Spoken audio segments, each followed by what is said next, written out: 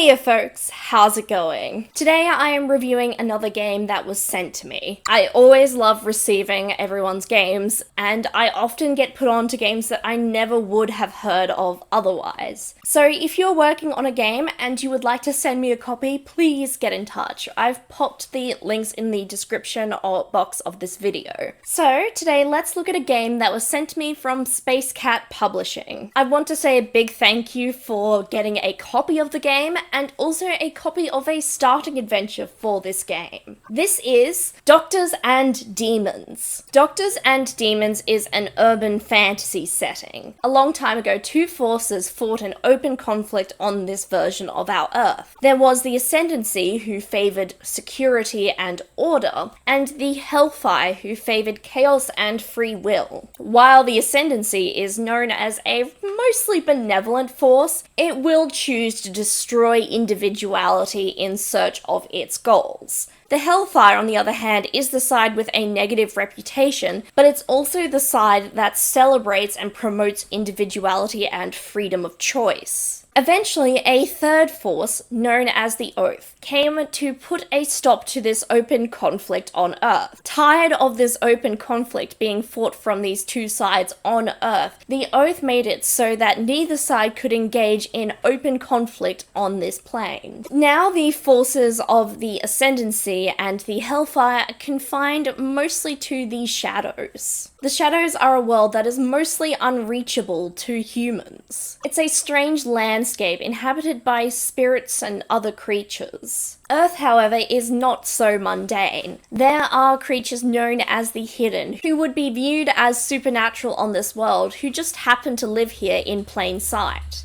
The Hidden would be considered supernatural to many, but they are indigenous to that world and happen to live in plain sight, hidden away. Threats to the balance of this world can come from either side of the conflict, or perhaps a hidden creature acting out. The Ascendancy, the Hellfire, and the Oath all have their individual beliefs and agendas that entitle them, in their opinion, to interfere with this world. This is where the players come in. They play characters who are known as practitioners, whose job it is to maintain the peace and harmony of their world. These practitioners have their origins in the older practice of fairy doctors, and many of them claim that the modern world's medical practitioners and their titles take inspiration from them. Doctors and Demons is played using a dice wagering system and D8s. Doctors and Demons is played with a dice wagering system and D8s. To try pass a test, players will choose to roll a certain number of dice, and they will choose the highest die from that pool. The higher the result, the better. However, wagering dice can mean you lose dice from your pool for future tests. So you need to decide how many dice you want to wager versus potentially how many you might need in the future. While getting the highest number does often result in a clean success, there are plenty of opportunities to advance the game even if you don't get the high score. There are circumstances where you could succeed with a prize or fail in a way that still advances the story or your investigation. There are also circumstances where you can run out of dice, and these are pretty dire. In contrast, though, there are ways for you to gain back your dice. If a character wishes to do something and it goes against the will or the actions of another being in the world, they might have to wager dice on both sides to see who succeeds. There are also situations in this game where modifiers can be applied to your results, but I am trying to just give you a general gist of this game. This wagering system makes this game pretty easy to both play and run really quickly. And generally, the number of dice you wish to roll is dependent on your character's scores and how many dice you wish to roll. So to create a character, you need to first choose the type of practitioner you would like to play. There's the scholar who's adept at learning, soothing, the nightingale who has a keen sense of situational awareness, the operative who is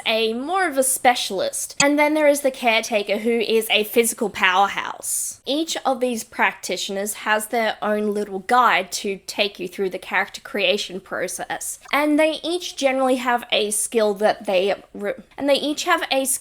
generally favor. In this game, there are only 3 skills known as abilities. These are physical, mental, and social. While all characters will pretty much have a die in each category of these abilities, different practitioners will favor different skill sets. Some practitioners will also allow you to put more die into a category than others. You also get practitioner-specific skills that you can choose from. For example, one ability I really like is the caretaker's one. It's called Routine Presence. This allows the caretaker to either pass more easily or pass altogether a social test. This is due to the fact that they seem like an authority, even if they don't necessarily have the credentials to back it up. This authority comes from the fact that they are often a common presence. Each practitioner has their own potential lore, and there are different factions that the practitioners could hail from. So your practitioners could not always necessarily be on the same side as each other, but the game does get you to work out and describe why your practitioners work together.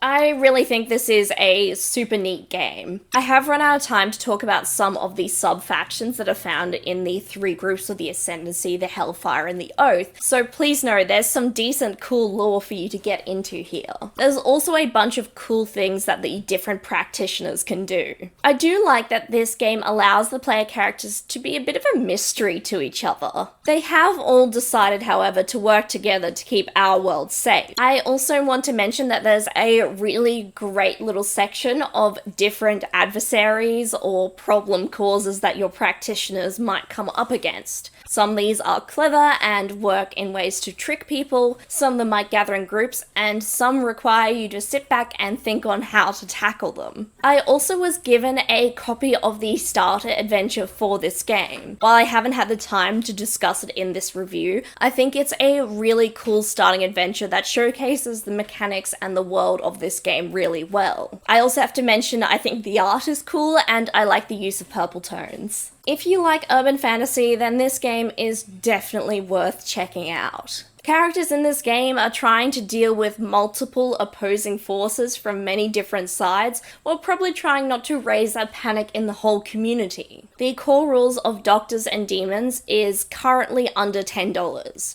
It was on sale when I recorded this episode, so if it's no longer on sale, I'll let you know that the price when it's not on sale is like $10. I certainly think that is a bargain for this cool game. I also have to mention the starter adventure is available on Drive-Thru RPG as well for pay what you like, so it'd be well worth picking both up if you wanted to. I want to say a big thank you to Space Cat Publishing for reaching out to me. This is a really cool little game, and I think the mechanics are easily approachable and easy to pick up fast. But let me know what you all thought in the comments down below. What kind of practitioner do you think you would like to be? While you're there commenting, I encourage you to like, subscribe, turn on notifications, maybe share with a friend. These things all just help the channel get noticed and allow me to dedicate more time to making videos. I also have a Ko-fi page that I will link in my description, where you can see what I'm up to, or you can choose to donate to the page if you like.